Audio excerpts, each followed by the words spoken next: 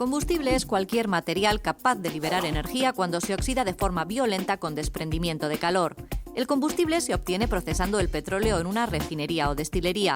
En esta plataforma industrial se obtienen diversos combustibles fósiles capaces de ser utilizados en motores de combustión, aceites minerales, asfaltos y otros. Las refinerías se instalan preferentemente en las costas para ahorrar gastos de transporte y construcción de oleoductos. El petróleo tal cual no puede utilizarse prácticamente en ninguna aplicación. Una extensión de 220 hectáreas, miles de kilómetros en tuberías y una plantilla de más de 900 trabajadores. Todo para procesar unos 11 millones de toneladas de petróleo al año. Como vemos, en una refinería los números son estratosféricos. Sin ir más lejos, los trabajadores se desplazan de una zona de la planta a otra en bicicleta. Una enorme instalación diseñada para producir el queroseno que hace volar los aviones, el butano que alimenta nuestras cocinas o la gasolina que mueve nuestro coche. Hoy nos colamos en una de las refinerías más grandes y modernas de Europa para conocer de primera mano cómo se fabrican todos estos combustibles.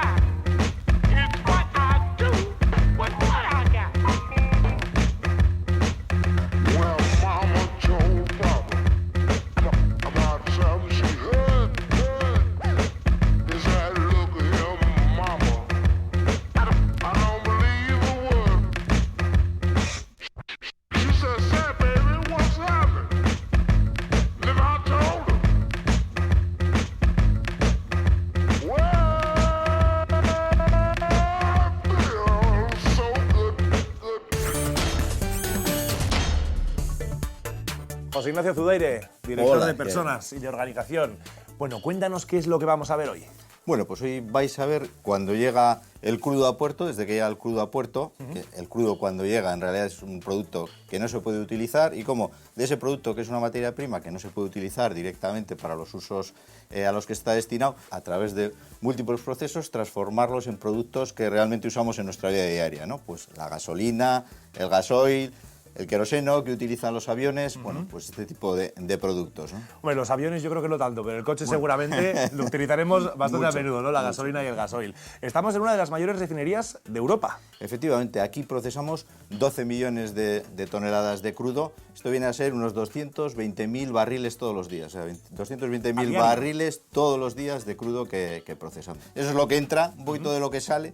Por ejemplo, con lo que en un minuto, con la gasolina que en un minuto hacemos en Petronor, un coche podría dar 2 vueltas a la Tierra. O sea, hacemos una cantidad de gasolina en un minuto que nos permitiría dar con nuestro coche 2 vueltas a la Tierra con esa gasolina. Eso sería un poco para que nos hagamos una idea de dimensión, ¿no? Y dimensión física, por ejemplo, pues esta refinería tiene 220 hectáreas, que igual no nos dice mucho, pero vienen a ser 300 campos de fútbol. Nos imaginamos 300 campos de fútbol y esto sería un poco lo que ocuparía la refinería en superficie, ¿no? Me dejas ya con los colmillos largos para ver cómo funciona. ¿Por dónde estaría bien empezar? Bueno, yo creo que lo idóneo sería empezar por el puerto, que es un poco donde nos llega el producto, y que vayáis siguiendo el producto por toda la factoría, viendo cómo se va transformando y al final cómo sale la gasolina, cómo sale el gasoil y los distintos productos de la empresa. Pues allá que me voy, directo para el puerto. Muy bien, José Ignacio, perfecto. eskerrik asko. Oye, buen viaje. Agur.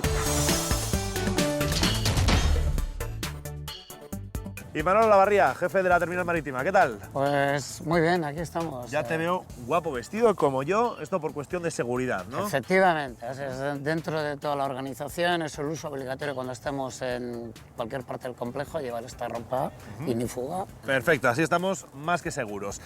Estamos en el puerto. Sí. Hasta aquí llegan estos enormes barcos, estos petroleros cargados de la materia prima, que es el petróleo, ¿no? Hay muchos tipos de crudos que vienen de diferentes países.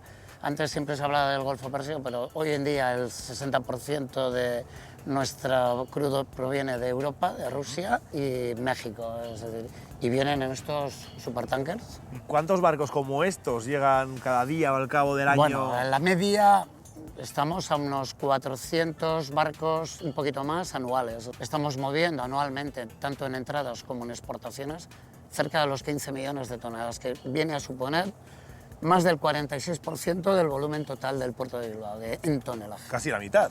Casi la mitad en tonelaje de todo el puerto. Sí, sí. Cuando se diseñó la refinería se necesitaba un puerto de gran calado, y aquí los calados que estamos hablando en la Atraque 1 son 32 metros que tenemos de calado. Se pueden acomodar, este barco tendrá, cuando viene en máxima carga, hasta 22 metros, una casa de 7 pisos. Viene debajo del agua. ¿De profundidad? De profundidad, de lo que viene el barco calado. Y todavía le quedarían unos 9 metros hasta el fondo. En el momento que llega y atraca, ¿cómo se extrae todo ese crudo? El barco con sus propios medios, con sus bombas, descarga hacia refinería. Pero para eso tenemos que poner nuestros equipos conectados al manifold del barco, que es la toma, la unión entre el barco y la terminal. Y el barco con sus bombas bombea hacia refinería. Una vez que se descarga entonces todo el crudo de las bodegas del barco, de los tanques del barco, de los tanques, entran a los oleoductos. ¿Cómo son esos oleoductos? Pues la línea de crudo es una línea de 42 pulgadas y de aquí a refinería estamos a 5 kilómetros. No solo tenemos línea de crudo, sino tenemos líneas de productos, porque también se carga gasolinas, gasóleos, naftas, y cada línea puede ser reversible, tanto cargar como descargar. Y Manol, pues te dejamos aquí entre barcos. Pues vale, pues... Y nosotros nos vamos a la refinería, Muy a ver bien, cómo sigue vale. el proceso del crudo. Pues encantado. Aquí delante tenemos algunos de los productos que se obtienen después de trabajar con esto, que es el petróleo crudo según llega de los barcos, ¿no? Sí. Esto es el petróleo, que como se puede ver, como curiosidad, no es negro exactamente, sino que tiene un color pardo oscuro, es similar al regaliz. Como el regaliz, sí, sí. Pero es pardo oscuro. Del crudo tenemos el resto de productos. Esto es la gasolina, que en su estado natural, sin colorear, tal y como se vende en las gasolineras. Esto es el queroseno, que se utiliza para los reactores, para los aviones. Los aviones. Esto es el gasóleo, que se utiliza para los coches, el gasóleo A, que también está sin colorear y como se puede ver es ligeramente fluorescente. Eso te iba a decir, en realidad el gasóleo es así, lo que pasa es que luego se colorea. Luego se ¿Por colorea, por ejemplo, para diferenciar el gasóleo A del gasóleo B, que uno está libre de impuestos y el otro que paga impuestos. Para que no Uno haya es vivos, agrícola. ¿no? Eso es. Se marca, ¿no? Para que no haya tramposos. Esto sería biodiesel, FAME, que se llama, que se puede obtener tanto de la colza como de la soja, como de la oliva incluso. Y luego finalmente tenemos aquí el fuel oil, que es mucho más viscoso, y esta es la parte que no destila del crudo, la parte que a presión atmosférica no destila del crudo. Esta parte es la que se utiliza como carga a la unidad de reducción de fuel oil, al URF, para generar más gasolina, más gasóleo, más queroseno. O sea, se le da una segunda vida, ¿no? Eso Un es, segundo eso uso a es. este, en principio, residuo. Y por último que es el betún, lo que se utiliza para hacer el asfalto de carretera, que a temperatura ambiente está tan duro como esto. Lo que pasa es que para poderlo cargar aquí y enseñarlo lo hemos tenido que calentar un poquito y ahora está caliente. Mejor ni tocar. Hola Beatriz. Hombre, hola Alex, te estaba esperando, Me ¿qué alegro. tal? Venimos del puerto, de ver cómo descargan esos enormes petroleros todo el crudo, y ahora queremos saber cómo llegan hasta aquí, hasta esta refinería, y dónde Pues se sí. almacenan. Pues mira, del puerto vienen por un oleoducto. Para que te hagas una idea, viene a un ritmo de 7 millones de litros a la hora. 7 millones de litros a la hora. Sí, Qué 7 barbaridad. millones. Y bueno, pues llegan aquí a estos tanques de almacenamiento. Este que tenemos aquí es un tanque de almacenamiento de crudo. Ajá. Bueno, pues este en particular, que tenemos otros dos como este, tiene una capacidad de 100 millones de litros de crudo. Me suenan todos los números como, vamos, Todo espaciales, es. casi. Exactamente. Bueno, pues si procesamos este crudo, podremos llenar 700.000 depósitos entre gasolina y gasóleo. 700.000, eso no Una lo hago vez yo creo, procesados. ni en toda la vida con el coche. Así son aquí las cosas. Incluso, bueno, te puedo decir que en el mes llegamos a procesar entre 7 y 8 veces esta capacidad. Este depósito, en total, ¿cuántos depósitos tenéis por toda la refinería? Mucho, porque además de crudo tenemos que almacenar muchos productos intermedios y luego tenemos de producto final muchas calidades diferentes de entrega. Claro, cada Entonces uno se almacena en una- todo se tiene que almacenar para luego poder ser transferido, pues, también por oleoductos o por barco. Incluso vemos también unas esferas gigantescas en algunas zonas. ¿Esas son también para almacenar petróleo o algo que se Bueno, almacena petróleo ahí? no, esas especialmente son solamente para los gases licuados del petróleo. Es para el propano, el butano, el propileno. Esa forma es necesaria para aguantar las presiones a las que está sometido el producto. Una vez que tenemos todo el petróleo, todo el crudo almacenado, ¿cómo tendríamos que llamarle? ¿Petróleo crudo? Es lo mismo, Lo mismo. vale cualquier... Vale. Sí, Bueno, sí. pues todo el crudo almacenado, ¿dónde lo llevamos? Pues mira, de aquí, una vez que se recibe, todavía no lo podemos procesar, todavía tiene que tener un tratamiento y tenemos que agitar bien. Una vez que llega el crudo, lo agitamos con unos agitadores que tienen todos los tanques para que se homogeneice. Nosotros podemos tener un nivel, unos fondos de otro tipo de crudo y se tiene que mezclar bien para ser procesado. Se agitan y luego se le somete a un proceso de decantación para que se drene todo el agua que contiene. Viene con agua el crudo y hay que drenarlo perfectamente. Aún así, antes de empezar a procesarse, tiene que pasar por un proceso de desalado para quitarle todas las sales que contiene el crudo. Y eso se hace en los desaladores. ¿Vamos a verlos? Pues venga, pues vamos. Estas son las máquinas desaladoras, ¿no? Sí, aquí viene el crudo desde los tanques de almacenamiento y se mezcla en contracorriente con agua para que arrastre todas las sales que contiene. Sí parece un contrasentido porque estamos lavándolo con agua y para el tratamiento del crudo tiene que estar exento de las mismas. Sí, porque el agua y el petróleo parece como que no sí, se llevan bien. No, y se somete a altas temperaturas, vaporiza y entonces hay que quitarle el agua. Pero por eso el agua con el que lo mezclamos el crudo viene con unos aditivos de emulsificantes que hacen que se separe totalmente. Y entonces ya está preparada para salir de estos botellones e ir directamente a los hornos de crudo y a la torre de destilación. Ahí ya empieza un proceso distinto, ya se transforma el crudo en los productos que todos conocemos, derivados del petróleo. ¿Por qué es tan importante quitarle la sal al petróleo? Bueno, todos los crudos traen sales. Estas sales son principalmente cloruros. Los cloruros, el problema que tienen es que cuando se trata el petróleo, se transforman en clorhídrico y el clorhídrico es muy corrosivo. El clorhídrico, vamos, deshace el material. O sea que por temas sobre todo también de mantenimiento, mejor quitarle la sal cuanto antes. Claro, sí. Y entonces sí que estaría listo para ir al siguiente paso, ¿no? Sí, luego ya, es que desde que se bombea el tanque ya está preparado para pasar por aquí, irse a los hornos y luego a la torre destiladora. Ya es todo seguido con el bombeo.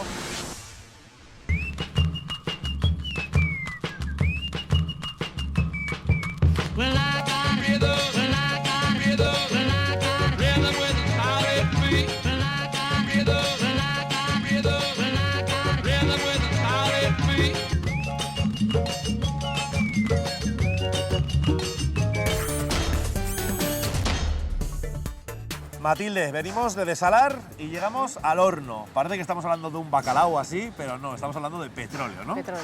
¿Y qué se hace aquí en estos hornos? Bueno, pues a diferencia del bacalao, aquí lo primero que hacemos cuando llega el crudo es dividirlo en varios tubos que van ascendiendo a lo largo del horno y cogiendo el calor de los quemadores de gas de este horno. 56 millones de kilocalorías de calor se aportan a este producto, pues para subir su temperatura hasta los aproximadamente 370 grados, que es la temperatura que necesitamos para que ya este producto esté parcialmente volatilizado, ya haya partes de este producto, las más ligeras, que están en fase de vapor y puedan entrar a la siguiente etapa, que es la destilación del crudo. Todo esto se hace aquí, en este horno, que supongo que es como el que tenemos en casa, lo bestia un poco, ¿no? Sí, sería como 3 calderas inmensas de casa, en la que cada una de ellas tiene 18 quemadores, 6 pasos, un total de 108 quemadores. Madre mía, claro, todo ese humo, todas esas emisiones habrá que soltarlas por algún lado y supongo que esto será una de las chimeneas por donde salen, ¿no? Sí, esta es la chimenea de este horno, es un horno de gas, un combustible limpio, sin azufre, y se dirigen los gases de combustión pues aquí a la chimenea. Es gigante, pero vamos, es Sí. poco comparado con otra que tenéis ahí enfrente también, que es altísima. Tiene menos altura porque confluye un único horno, las otras chimeneas confluyen varios hornos y la principal diferencia es que en los años 73 y 82, cuando se construye la refinería, los combustibles tenían otras características de emisiones, eran combustibles con más alto azufre. Hoy en día no quemamos combustibles de alto azufre, por lo que los requisitos de altura en las chimeneas no son tan importantes. Porque aquello No es son una bestialidad, necesarios. ¿no? Sí, esa chimenea tiene 222 metros de altura y es la construcción más alta de Euskadi. Madre mía, todo a lo grande en esta A lo refinería. Bueno, después del horno iríamos al proceso de destilado. De destilado. Venga, pues vamos a verlo. Vamos. Venga. Esta es la columna de destilación. Ajá. Así como en el horno hablábamos del bacalao, Sí. pues aquí podemos hablar del orujo. En esta torre pues se produce un proceso muy parecido a la destilación del orujo. Ajá. Todos los componentes del crudo entran por la parte baja de la columna y en función de su volatilidad van ascendiendo por la columna y encontrándose con el líquido que baja, de manera que cada componente, cada fracción se puede extraer pues, en un determinado punto de la columna. Y así tenemos todos los productos que destilamos del petróleo, desde el más ligero, que sería un gas para consumo, un LPG, nafta, queroseno, diésel y el fondo del residuo atmosférico. Todos se irían apilando en función de la volatilidad en esta columna de aquí. Sí, todos se van extrayendo por a distinta altura de la columna, salvo el residuo que saldría por el fondo de la columna. Ese residuo no se ha volatilizado. Pues aquí lo que hemos hecho es descomponer el petróleo, por decirlo de alguna forma. Básicamente, separarlo. Por seguir con el tema gastronómico, podríamos comparar también el petróleo con el cerdo, porque se aprovecha todo, hasta los residuos que han quedado ahí en esta torre de destilación, ¿no? Eso es, lo que hemos llamado residuo atmosférico pasa a otros procesos, como una destilación a vacío y procesos de craqueo, donde esos componentes los vamos rompiendo en partes más pequeñitas que nos permiten extraer de nuevo pues, LPG, gases licuados del petróleo, naftas, más diésel y gasolina. ¿Sería ya producto final? O... No. Aún así, cada uno de estos componentes hay que someterle a otros procesos, como por ejemplo la extracción del azufre, que nos permite poner en el mercado pues, combustibles con bajo azufre, y por el otro lado extraer un azufre para consumo de la industria. Muy bien, Matilde, pues ya hemos conocido a pie de calle cómo es una refinería. Ahora, si te parece, me voy a ir a una sala de control para ver cómo se maneja el cerebro de todo esto. Muy bien, pues ahí te están esperando. Venga, gracias, agur. Elías Unzueta, jefe de conversión, ¿qué tal? Hola, buenos días, encantado. Dejamos la calle atrás por unos momentos para meternos aquí, en una de las salas de control que hay en la refinería, pero no en la única, ¿no? Efectivamente, en la refinería tenemos 4 salas de control, más parecidas a esta, y aquí además tenemos 4 consolas que abarcan pues, todo lo que tenemos fuera en el departamento de conversión. En cada consola una sección y en cada sala de control también otra parte de la planta, ¿no? Efectivamente. En esta consola, por ejemplo, pues lo que tenemos es todas las unidades que van asociadas a la misma, las podemos ver en diferentes pantallas y desde aquí controlar su operación.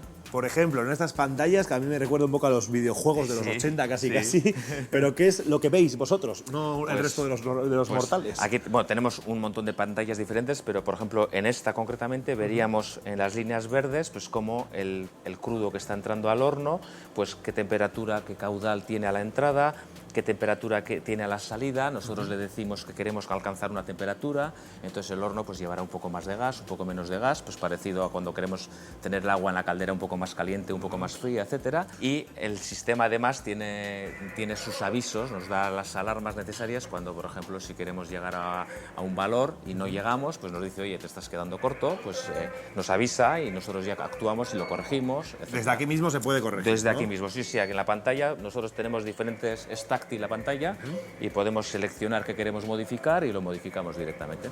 Oigo walkie-talkies también, supongo Sí. que estaréis en contacto con la gente a pie de obra, por decirlo de alguna forma. Sí, los operadores están trabajando en sus unidades y se comunican por radio con el operador de control.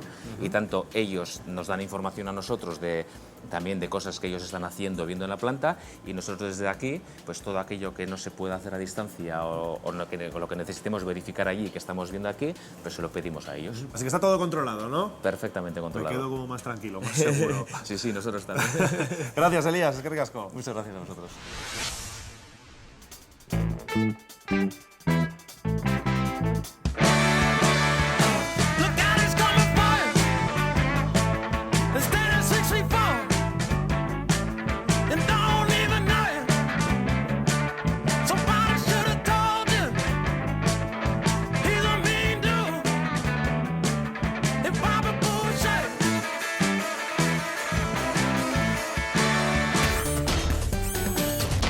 Estamos en el laboratorio, aunque esto a simple vista no tiene mucha pinta de laboratorio, ¿no? Parece más motores y más motores. Bueno, el laboratorio realmente está formado por varias salas de laboratorio, por varias salas.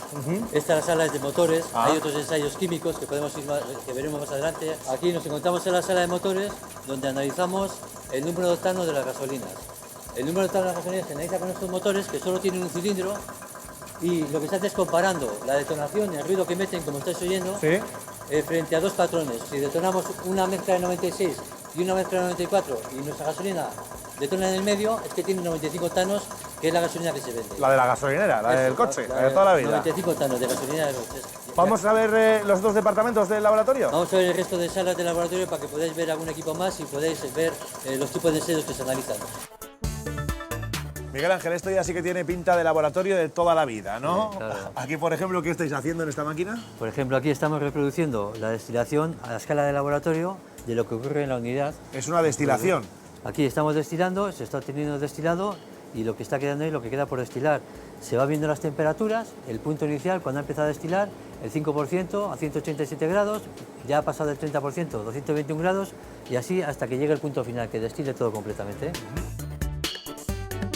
Pero Miguel Ángel, aquí en este laboratorio, además de reproducir fases de la refinería, también analizáis los metales que puede incluir el combustible, ¿no? Eso es. Aquí se ve, por ejemplo, un ensayo donde analizamos los metales de diferentes aguas o combustibles que tenemos en la refinería. En este caso, por ejemplo, podemos ver la determinación de aluminio y silicio por el color que tiene. Cambia aquí, la llama. Eso es, cambia. Y por el color aquí hay una lámpara y aquí hay un detector que detecta la cantidad de color que tiene y a través de la cantidad de color, la cantidad de metal que tiene. Ajá. Y este sería otro caso que sería el color del sodio. El sodio es tan fuerte que ese color amarillo es color de sodio. Ah, eso Ya veis la diferencia, ¿verdad? Sí, sí. O sea, en función del metal que tenga, esta máquina, Eso es. por Si la fuera- llama, el color de la eso, llama que si tenga... fuera cobre, cogería un color verdoso, etcétera, etcétera. Y volveríamos otra vez al agua, que da el color simplemente del combustible. El barco descarga el petróleo con sus propias bombas y se conectan los equipos de la refinería al manufo del barco. La refinería está a 5 kilómetros y cada producto va por una tubería diferente. El crudo va por el oleoducto a una velocidad de 7 millones de litros a la hora y se almacena en tanques. Agitan el producto para homogeneizarlo, después lo decantan y desalan, mezclándolo en contracorriente con agua para que arrastre todas las sales. El petróleo va ascendiendo por los tubos del horno, 56 millones de kilocalorías para conseguir 370 grados y volatilizar el producto. Estamos ya en la columna de destilación, los componentes entran a la vez pero salen a diferentes alturas. 4 salas con diferentes consolas controlan todas las unidades. El laboratorio reproduce las fases de la refinería a menor escala. Los metales se analizan a través de la cantidad de color de la llama y he aquí los productos derivados del crudo.